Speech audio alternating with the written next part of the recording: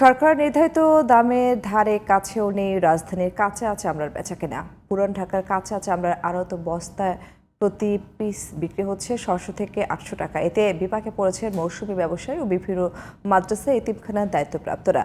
Syndicate করে দাম কমানো হয়েছে বলে অভিযোগ করেছেন তারা। তবে আড়তদাররা বলছেন সরকারের নির্ধারিত দামের কোনো বাস্তবতাই নেই।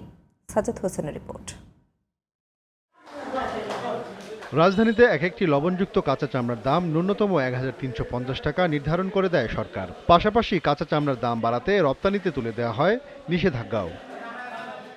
তবে শেষ পর্যন্ত কাজে আসেনি কোনো পদক্ষেপই। সরকার নির্ধারিত দামের তোয়াক্কা করছেন না কেউই। পুরান ঢাকার পোস্তায় এক একটি চামড়া বিক্রি হচ্ছে 6 থেকে 800 টাকার মধ্যে।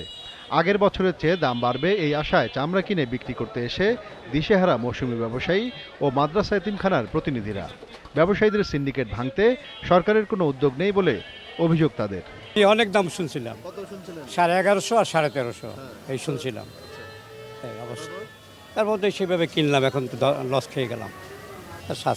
তার দাম ব্যস্ত সারে না, লস হয় না। আমি আনছিলাম 15টা চামড়া।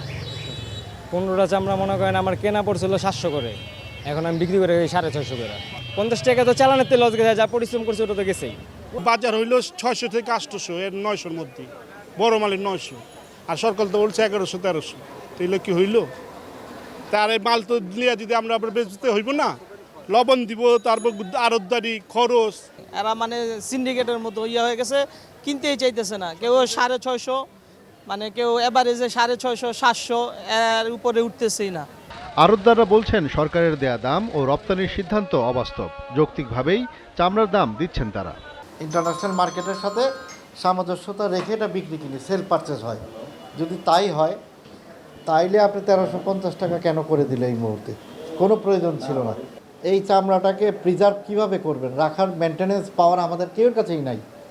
তা অর্ডার হলো, ইন্টেরিয়াম গভর্নমেন্ট বললো যে এটা এক্সপোর্ট হয়ে যাক, বাস্তবসম্মত হচ্ছে না। ইন্টেরিয়াম গভর্নমেন্ট উপদেষ্টা মণ্ডলী কেন করলো?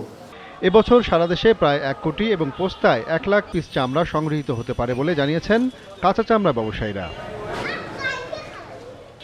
Sajjad Hossain, GTV news, Dhaka.